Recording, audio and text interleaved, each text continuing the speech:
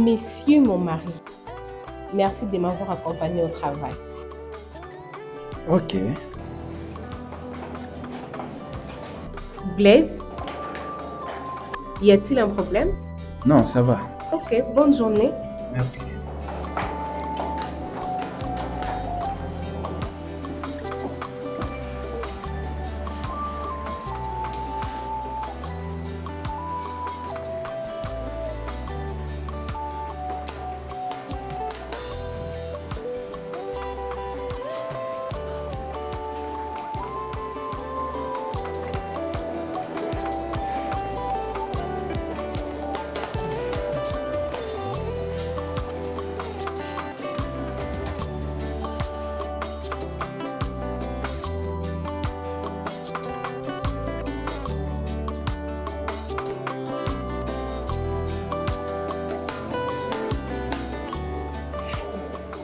Seigneur, je te dis merci.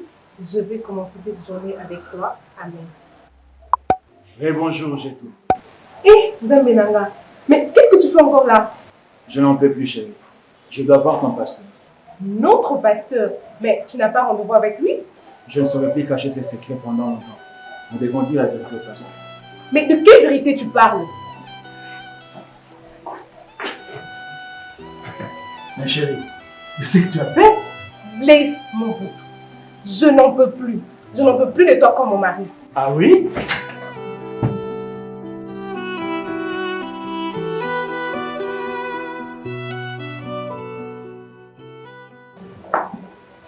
Et attends. Depuis la maison, tu ne parles pas. Il te rencontre dans le bureau du pasteur. Dis-moi non. Au moins, je vais juste faire une parenthèse. Après, on va retourner à notre condition.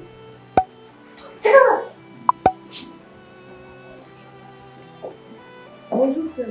Bonjour, c'est pour voir le pasteur? Oui. Prenez place. Merci. Bonjour. Bonjour, ma chérie.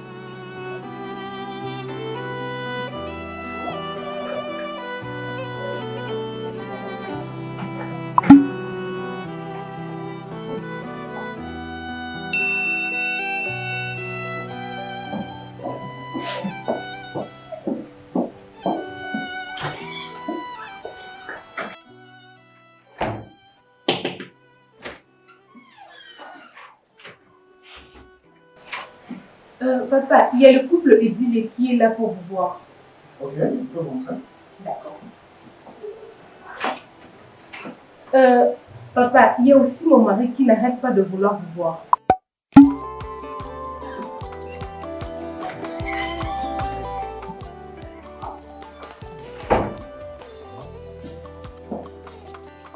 Vous pouvez les mettre s'il vous plaît.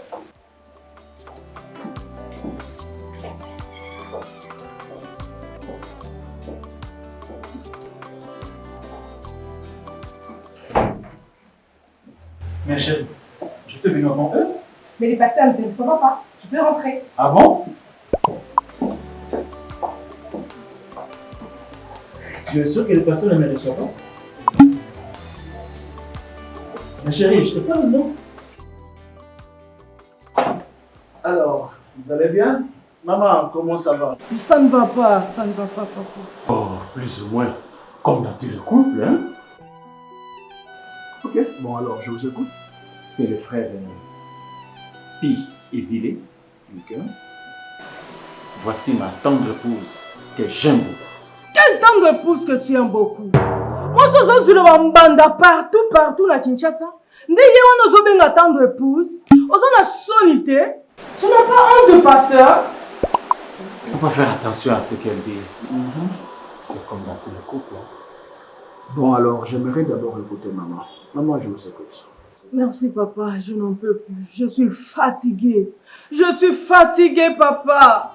Je suis fatiguée. Cet homme ici, j'ai des rivales partout. J'ai des rivales partout. Au quartier, dans le quartier, mais c'est quand on a fandaka. Ma camarade n'a pas de bango. Même si on a bango, il y a mike bape sanga respect, bazo pe sanga sous respecté. Je suis désolée. Naza moi c'est à Sony. Nakomi moi c'est à Mawa papa. Même à l'église j'ai des rivales. Même là où ils travaillent. va, rien ne marche, papa. Allez, comment on a basité? Moi, mon bal, allez, comment on a basité, papa? Allez, comment on a basité? S'il vous plaît, calmez-vous. Calmez-vous. Ce sont des accusations sans preuve. Ça reste tout de même une accusation. Sans preuve, ah oui, sans preuve. Donc, dans tout ça, on a besoin de preuves. Alors, j'ai compris. Mais dites-moi, dans tout ce que madame vient de dire, qu'est-ce que vous avez à dire comme réaction? Pasteur, vous connaissez le dicton qui dit innocent mourir. Vous avez un innocent mourir devant vous. Toutes les accusations de ma femme à mon encontre aujourd'hui dans votre bureau, je n'en sais rien, pasteur. Ma femme doit avoir un problème dans sa tête. D'ailleurs, j'étais en train de lui chercher un médecin. Elle doit avoir un psy.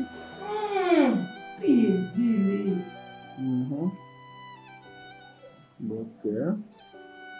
D'accord, je comprends. Alors, permettez que je vous apporte une petite exhortation. J'ai vraiment pas envie d'ouvrir la Bible parce que quand je vous entends, je me rends compte qu'il y a un élément qui sera très important pour vous, papa Edile, et pour vous, maman Edile. Vous savez, un mariage, c'est une union. Hein? C'est une union entre un homme et une femme. Lorsque dans ce couple, dans cette union, les choses ne marchent pas, ça veut dire que l'homme n'a pas joué son rôle convenablement et la femme n'a pas joué son rôle convenablement. Un mariage qui échoue, c'est donc une union entre un homme qui a échoué et une femme qui a échoué. Un mariage qui réussit, c'est une union entre un homme qui a réussi dans son rôle et une femme qui a réussi dans son rôle. Et dans ce cas d'espèce, je me rends compte que, voilà, il y a un problème. Un problème que l'homme n'arrive pas à identifier parce que, papa Edile, vous êtes la tête. Comme la Bible le dit, vous êtes la tête de la maison, vous êtes la tête de votre mariage, de votre union, de votre couple. Si le mariage échoue, ça veut dire que la tête a été mal orientée.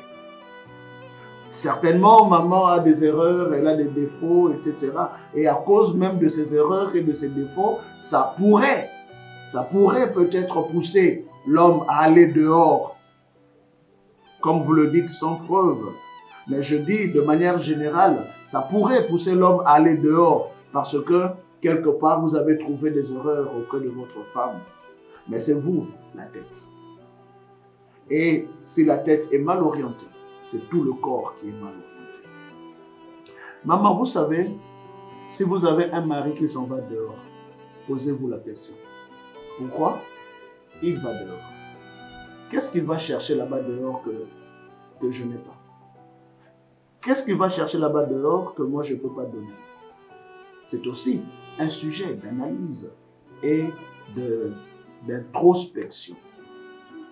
À chaque fois lorsqu'on accuse l'autre, on se regarde aussi soi-même. Qu'est-ce que j'aurais dû faire, mais que je n'arrive pas à faire? Qu'est-ce que j'aurais dû donner, mais que je n'arrive pas à donner?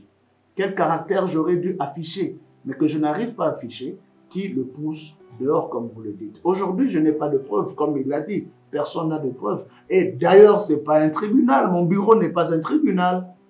Mon bureau cherche juste à résoudre les problèmes de couple. C'est la raison pour laquelle vous me laisserez le temps de prier, de questionner le Seigneur par rapport à votre couple et vous allez revenir. Mais n'oubliez pas l'exhortation que je viens de vous donner. Alors que le Seigneur vous bénisse. Allez en paix, s'il vous plaît, et que le Seigneur vous garde. Je vais vous fixer rendez-vous la semaine prochaine. Salut. Merci, pasteur. Merci, pasteur. Lâche-moi.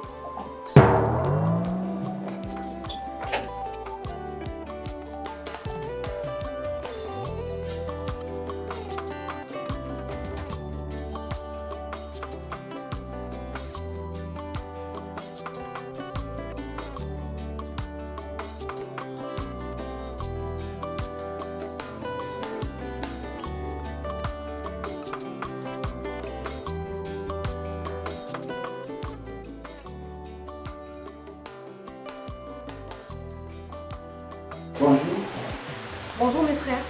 Prenez place s'il vous plaît. Merci.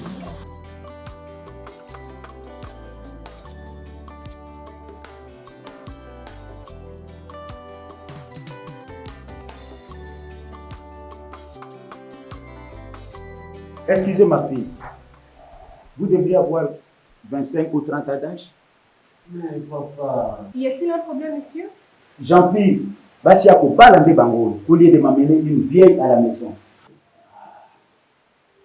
Malheureusement, moi, je suis une femme mariée. Oh, désolé, ma fille, je ne savais pas. Excusez papa, il y a papa Mokoto et son fils qui voudront vous voir. Est-ce qu'ils peuvent venir? Ok, d'accord, c'est bon. Ok, merci.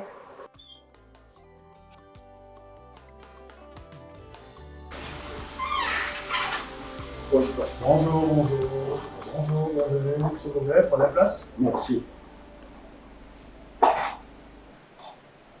Ça va? Ça oui, c'est un peu. Merci. Excusez-moi, un instant, je reviens.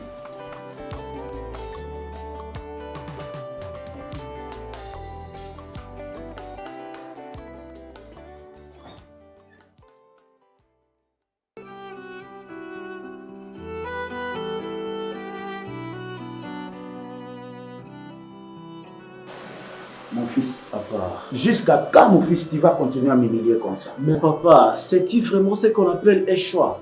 Les choix du conjoint. Mais il faut faire un bon choix. Parce que tu te mêles trop comme ça, c'est mon choix, moi. C'est ton choix à toi, mais c'est mon argent. Ok, nous y voilà. À chaque fois, ton argent, ton argent. Alors moi, je ne suis plus alors ton héritier. Écoute-moi, Jean-Pierre.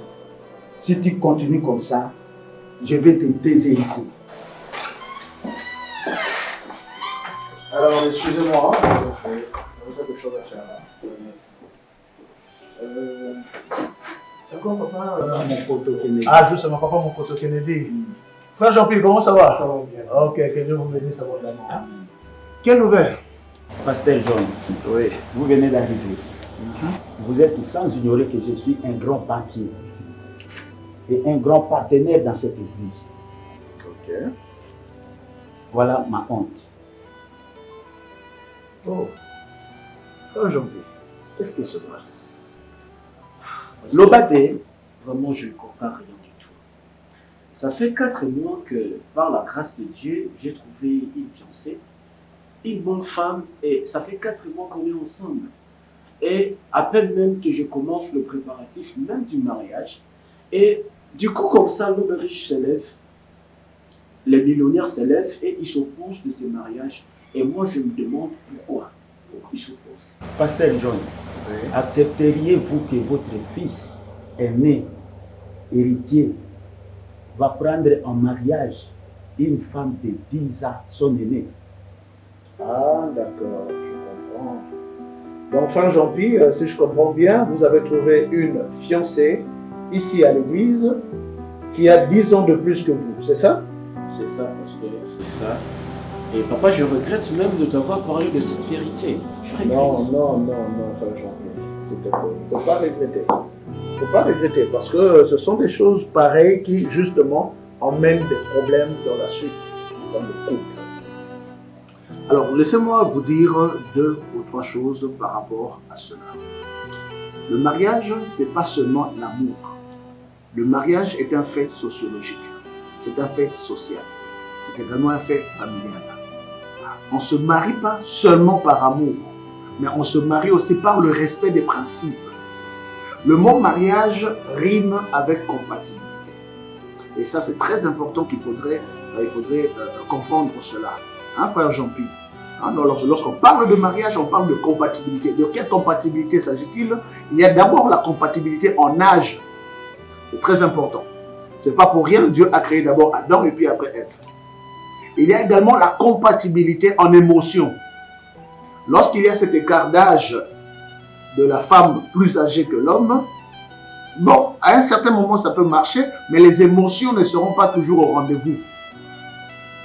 Lorsque nous parlons de compatibilité en âge, il y a également la compatibilité en émotion, mais également la compatibilité en communication. Celui qui est moins âgé que sa femme aura toujours ce complexe d'infériorité. Et la femme va avoir tendance à prendre le dessus et le devant à cause de son âge. Par conséquent, la communication deviendra un problème très sérieux. Or, le mariage est bâti sur et dans la communication. Et lorsqu'il n'y a pas cette compatibilité de communication, ça pose un problème très sérieux. Mais il y a encore un autre problème, et ça sera plus difficile à encaisser, c'est le regard des gens, de votre entourage, lorsque votre femme aura déjà des rides, pendant que vous êtes encore un beau gars. Vous voyez ce que ça va faire? Comment les gens seront en train de vous regarder dans la société. Vous entrez dans la parcelle et vous ressortez et les gens sont en train de vous indexer. Et ça sera pour tout le restant de votre vie. Serez-vous prêt à supporter cela? Il y a encore beaucoup d'autres problèmes que j'aimerais aborder ici. Mais je souhaiterais d'abord voir la sœur. Elle s'appelle encore comment? Pasteur, sur la sœur Brigitte. La sœur Brigitte, s'il vous plaît, emmenez-la moi la prochaine fois. Ok? Comme ça, nous allons parler ensemble et le Saint-Esprit nous aidera à résoudre clairement ce problème. Non, mais pasteur, vous n'avez pas l'idée de la manière dont j'aime cette fille. C'est une bonne femme, elle est jolie, elle crie. Quoi le problème? Omoni, chez nous les Bangala pasteur, on appelle ça un sauté. En ce qui me concerne, je ne sortirai aucun sou dans ces fichiers mariages. Vous savez, nous mettons Dieu avant tout. D'accord? La sagesse de Dieu, l'intelligence de Dieu, l'Esprit de Dieu nous aidera. Ça ne sert à rien de s'énerver, ça ne sert à rien de se fâcher, parce que après tout, ce sont des sentiments. Et nous sommes dans l'obligation de bien gérer les sentiments des cœurs. On ne joue pas avec les cœurs, parce que du jour au lendemain, il ne s'est pas réveillé comme ça et dire qu'il tombera amoureux d'une femme plus âgée que lui. Quand ça lui arrive, nous devons d'abord l'accompagner et le comprendre dans ses sentiments. Et puis après, nous mettons tout cela en prière. S'il vous plaît, ne mettez pas la colère avant et ne mettez pas l'argent avant. Ça, ce n'est pas un problème d'argent. L'argent n'achète pas les sentiments. L'argent n'achète pas l'amour. L'argent ne tisse pas le mariage. Est-ce que nous sommes d'accord? En tout cas, moi, je vous remercie. Le Seigneur nous a fait grâce d'être experts dans ce domaine de conseil conjugal. Alors, nous allons trouver une solution. Que le Seigneur vous bénisse abondamment.